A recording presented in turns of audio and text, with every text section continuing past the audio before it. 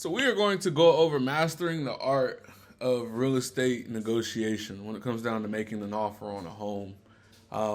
Just giving you a couple of tidbits in this video. The first thing that you want to do, number one, is you want to make sure that you understand the market that you are in. This involves, paying attention to, recent sales, different type of trends, paying attention to the level of competition that's in the market that you live in.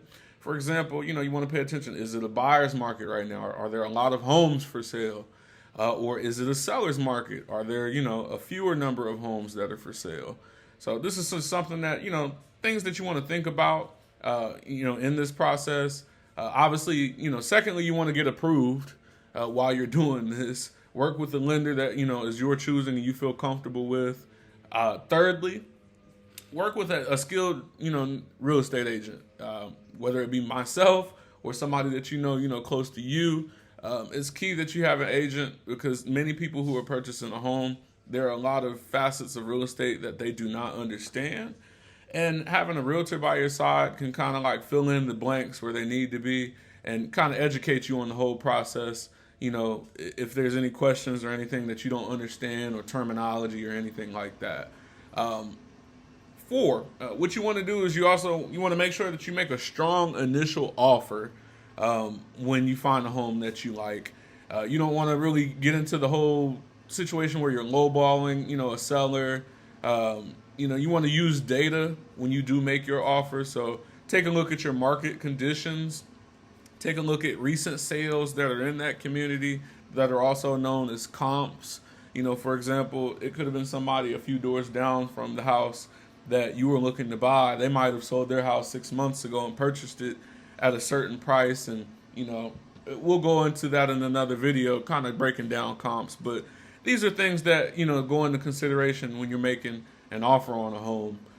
Make sure, the fifth one is making sure that you include, your contingencies wisely. For example, if, you want to make sure you have a home inspection, you're letting them know that you have financing. You're letting them know that you are getting an appraisal on the home. These are things that, can be in the contract. They're not necessarily mandatory, but for most people looking to purchase a home and finance it, you're going to be doing all three of those. Number six, make sure that you're flexible with your closing dates. To be able to get a deal done, sometimes you do have to kind of like give a little to get a little. So, you could run into a situation where, a seller may like your offer and you want to close on the first of the following month, but it might be more convenient for them to close, a week after that or 2 or 3 days after, the first of the month. So this is a case-by-case basis type of thing. You just want to be flexible on that. It might benefit you to have a longer close in some circumstances, but again, this is a case-by-case basis type of topic. Number 7, do not write a personal letter persuading the seller to take your offer. This is something that has been done in the past by people. I know a couple of years ago, coming up out of the pandemic, there were people who, considered doing stuff like this, and they did do things like this along with their offer. I don't want to call it like, a sob story or anything, but everybody has their situation as to why they want this home or why they like that home or why they need to be in that home. Don't get into that. That could potentially hurt your offer. It's best to keep, things like that. Just keep it strictly business. Number 8, make sure that you negotiate responsibly.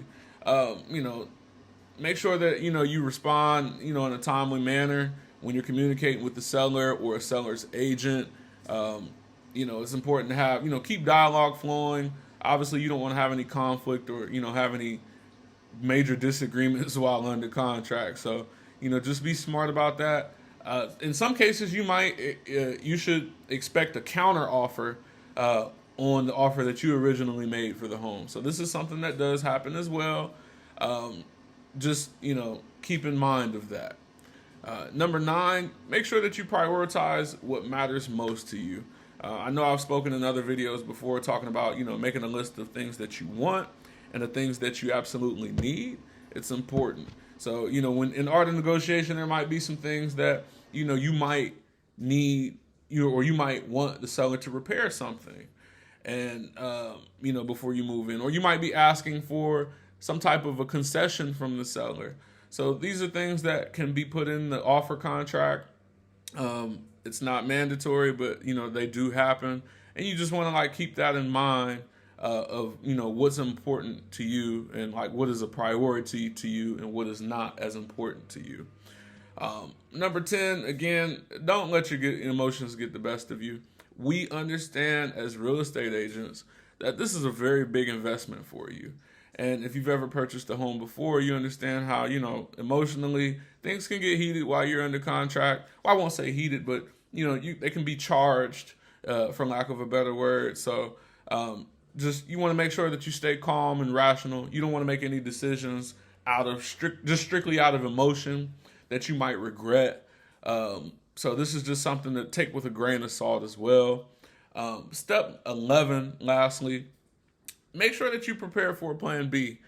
Sometimes you can make an offer on a home, and sometimes you can be going back and forth and making counter offers, and then you can come to the conclusion that things are just not going to work out. You and the seller are seeing things a little bit differently, and you're not able to get a deal done on that home. These things do happen.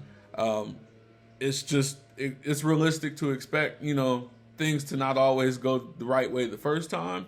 So you just want to make sure that you have a backup plan. Understand that, hey, there are other homes that may be out there that you might be interested in. Keep an eye on those as well.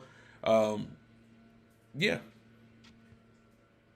So hopefully these 11 tips that I've given you give you a little bit more insight on how to go about the negotiating of purchasing a home. These tips should lead you to success. Make sure that you have all your wants and needs in order. Again, make sure that you know what it is that you have to have, and what you're willing to do and what you're not willing to do. Again, going back to repairs and any type of concessions that you may need. Make sure you have that all figured out ahead of time. This will put you in the best position to have a sound offer. Make sure that you put an honorable offer out there as well. You don't want to waste your time, and neither does the seller. So, this is just doing business, and, negotiation is a part of that. Just have all of your ducks in a row, and you should have a successful offer.